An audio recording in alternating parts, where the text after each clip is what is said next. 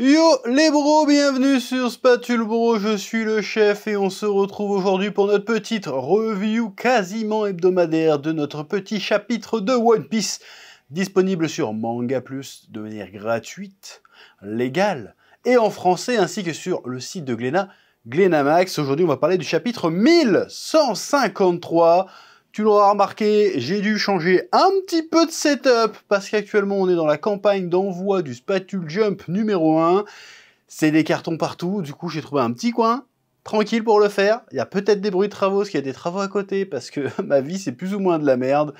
Mais avant, un petit instant passion bien sûr. Cette vidéo est sponsorisée par Seili. Vous le savez, je vais assez souvent au Japon et sans un accès permanent à internet, je me serais retrouvé dans la panade un bon nombre de fois. C'est là toute l'utilité d'un service comme Seili. Seili est une application qui propose un service de eSIM. Une eSIM, c'est une carte SIM virtuelle qui vous permet d'avoir un accès à internet à peu près partout dans le monde. Et ce, sans avoir à vous faire racketter par votre fournisseur habituel. Oui, parce que la facture de hors forfait quand tu rentres de vacances, tu connais. Oui. Ça vous évite aussi les longues queues d'attente à l'aéroport pour vous fournir en pocket Wi-Fi ou en carte SIM. Oui. L'application est très simple d'utilisation et les forfaits sont abordables. Tout se fait en un seul téléchargement et en seulement quelques clics, en à peine 2 minutes, et voilà, vous avez votre forfait. C'est hyper pratique. En plus, il y a une assistance 24 h sur 24 et c'est disponible sur iPhone et Android.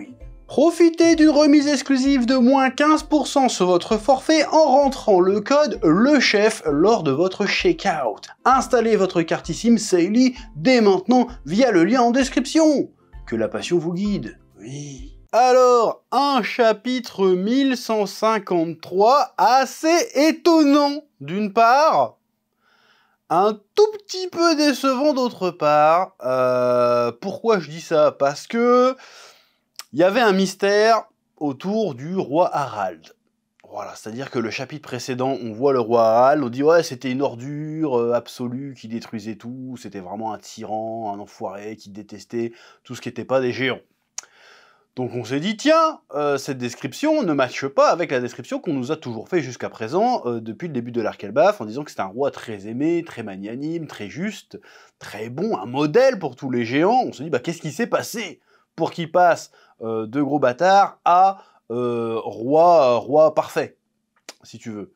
Roi bon roi, grand roi. Et on s'attendait qu'il y ait une dinguerie. Enfin, moi, personnellement, je m'attendais qu'il y ait une dinguerie. Pour faire un revirement pareil à un gars, il a dû être traumatisé d'un truc, tu vois. Eh ben non! Là, on a la réponse dans ce chapitre. Parce qu'en fait, il a rencontré une meuf. Et du coup, il s'est calmé. Alors, ça, c'est une jolie histoire, si tu veux. Mais, en fait, c'était la solution la plus simple, en fait. Voilà, c'est le gars, il a creusé un petit cul, puis voilà, c'est tout, c'est bon, il s'est rangé. Voilà. Là, j'allais sortir des trucs très vulgaires pour dire pourquoi il s'était calmé, mais bon, on va pas aller là-dessus. Bon, je vois la scène, en fait, si tu veux. C'est-à-dire que le gars, il voit qu'il y a une géante qui est dans un cirque, il fait « Ah, c'est quoi ça? On n'est pas des bêtes de foire », et il défonce le royaume où il y a le cirque. La meuf a fait « Mais qu'est-ce que t'as fait, sale bâtard ?» Elle lui met des gros gifles, parce qu'elle ose, c'est la première, comme elle a pas grandi à Elbaf, qui ose se dresser contre lui, et elle te fait « Mais qu'est-ce qui se passe? Moi, j'ai voulu bien faire. » Et du coup, il se rend compte que voilà, il change sa perspective parce qu'elle lui dit une phrase qui est assez intéressante. Fait de toute façon, toi, en fait, tu te crois t'es balèze, mais t'as juste eu la chance d'être né super grand et super fort. En gros, t'as rien fait pour mériter ta force, donc d'où tu te crois mieux que les autres, en fait. Ce qui est une réflexion intéressante, un peu convenue, certes, mais intéressante sur la notion un peu de privilège, de pouvoir.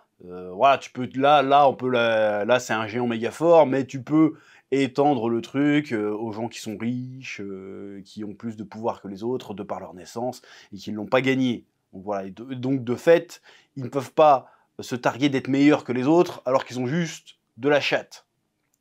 Ça, c'est assez intéressant, et puis ça reste dans la continuité de ce qu'on a pu voir dans One Piece jusqu'à présent. Mais j'ai envie de dire, justement, ce genre d'histoire-là, on l'a un peu déjà vu. Je m'attendais à une plus grosse surprise à ce niveau-là. Et finalement, c'est assez, désolé de le dire comme ça, c'est assez convenu.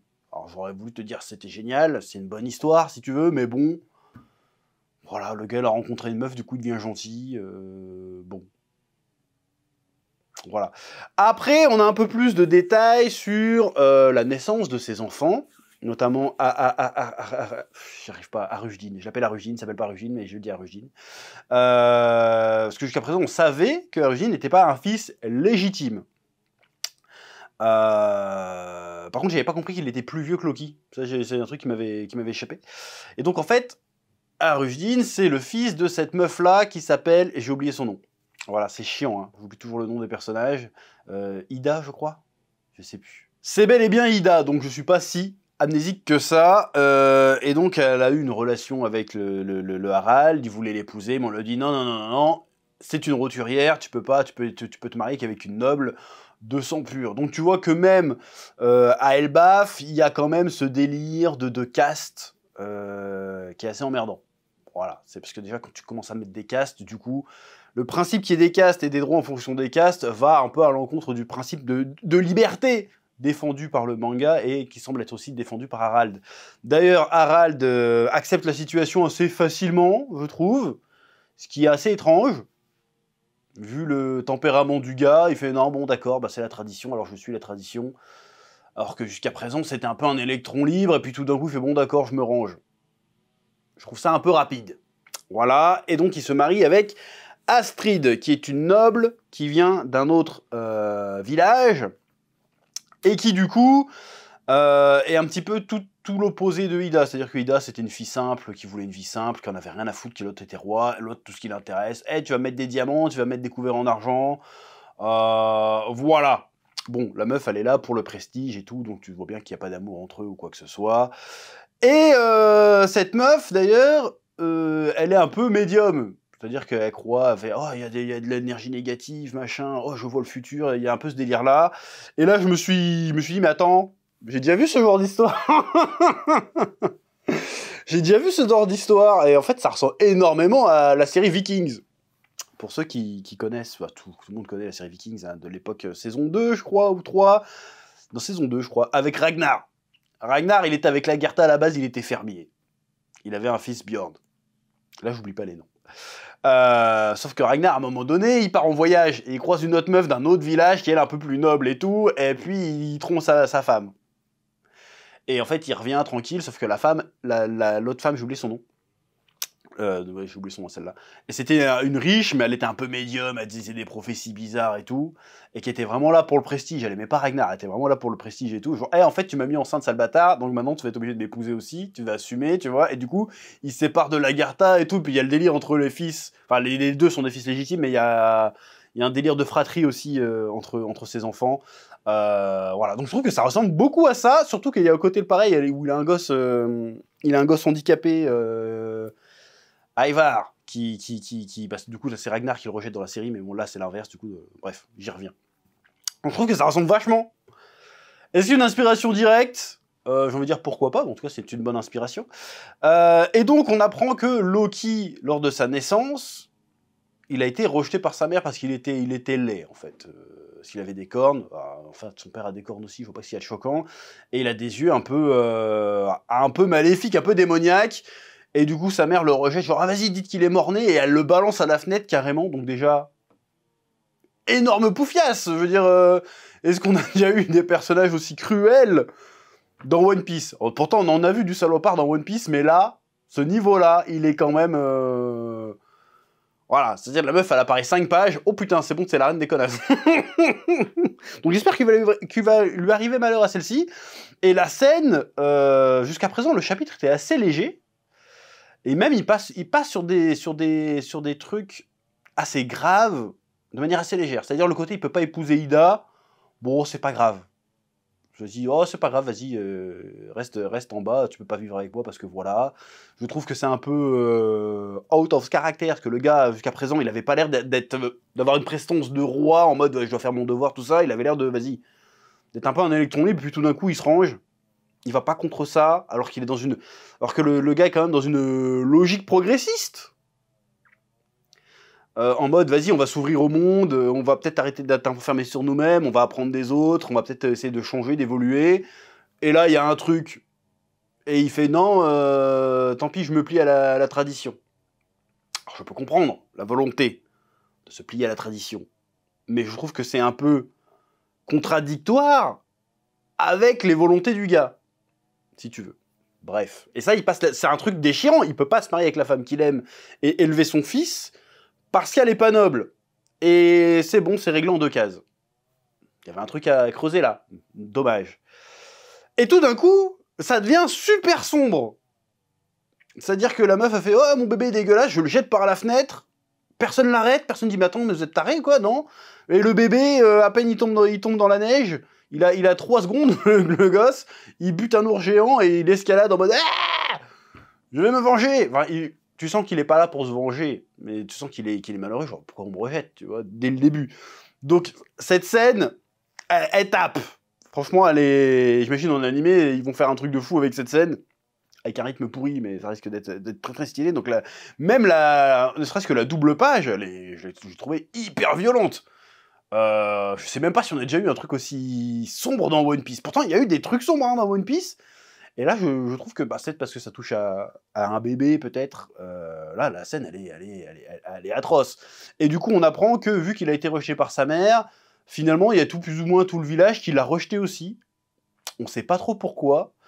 Donc il y a une espèce de giga injustice là sur ce personnage qui va très certainement devenir un Nakama de Luffy, parce que pour qu'on ait un flashback aussi, bon, pour l'instant il vient de commencer, mais tu sens qu'on va avoir un flashback un peu long sur Loki. Donc là sa vie commence par une injustice terrible. Et en fait, t'as l'impression que c'est le bouc émissaire du Bled, alors qu'a priori, là, il a rien fait. Je veux dire, il n'y a pas plus innocent qu'un bébé qui vient de naître, si tu veux. Et le gars, il est déjà coupable. C'est chaud. C'est très très chaud. Donc j'ai envie de voir à quel point il va devenir maléfique. Est-ce qu'il est vraiment maléfique? Est-ce qu'il est vraiment un mec destructeur ou quoi que ce soit? Ou est-ce que juste le moment où son père s'est fait buter, il a juste pété un câble? Je suis très curieux de découvrir son histoire. Ceci étant, c'est bien de nous raconter son histoire, mais il y a quand même pas mal de choses en suspens. Donc je sais pas comment Oda va faire pour jongler avec tout ça. Je sais pas déjà comment il fait pour jongler avec tout le reste. Encore une fois, hein, il y a 150 000 couches à son histoire. J'espère qu'il va réussir à rattraper tout ça, parce que normalement, il va forcément évoquer l'histoire avec Big Mom à un moment donné, puisqu'il a un rôle à jouer dans cette histoire Loki. Hein. Donc je suis très curieux de voir ça. Sachant que c'est un personnage, Loki, qui est plus âgé, beaucoup plus âgé que Luffy, plus âgé peut-être même que Brooke, si je dis pas de conneries. Donc il a connu l'ère des Rocks. Peut-être que durant son flashback, on va vraiment voir le Xebec à quoi il ressemblait. Donc il y a moyen qui nous balance des petites révélations, enfin, des révélations qu'on attend depuis très longtemps au travers du personnage de Loki, et de faire qu'on ait ces révélations de la part d'un nouveau Nakama, ça pourrait aussi faire sens. Parce que ça fait que, enfin, entre guillemets, l'histoire un peu oubliée du passé rejoigne l'histoire actuelle. Ça pourrait être intéressant de faire ça. Bref, donc un chapitre qui m'a un peu déçu sur certains points, dans le sens où le fait que le roi Harald soit gentil parce que ça y est, il a trouvé l'amour, bon, c'était un peu la solution de facilité entre guillemets.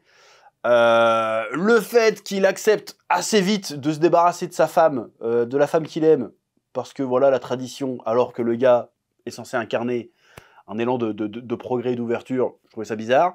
Enfin, j'aurais pu l'accepter si ça avait été un peu plus expliqué. Je trouve ça dommage qu'un truc aussi important, aussi fondamental dans la construction d'un personnage passe à la trappe aussi vite. Voilà, donc j'étais un peu déçu de ce niveau-là.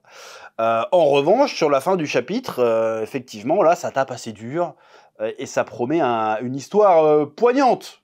Voilà, c'est tout de suite qu'on nous a fait passer Loki pour un enfoiré, un monstre. Au final, est-ce qu'il ne serait pas le reflet de la société qui l'a rejeté? Voilà. Encore une fois, thématique ultra classique, mais bien traitée, peut être intéressante, touchante et atteindre son but de divertissement, d'émotion, de narration. On va voir ce que ça va donner. C'est à peu près tout ce que j'ai à dire sur ce chapitre de One Piece. J'ai envie d'en voir un peu plus, évidemment, comme d'habitude. Et puis on se donne rendez-vous, je crois, la semaine prochaine, s'il y a un nouvel épisode, nouveau chapitre. Ah bah non, je serai pas là la semaine prochaine. Je prends ma petite semaine de vacances. Du coup, je serai pas là. Mais en tout cas, on en reparlera en temps voulu. Voilà, c'est à peu près tout ce que j'avais qu'à dire. Je vous dis à bientôt. Que la passion vous guide.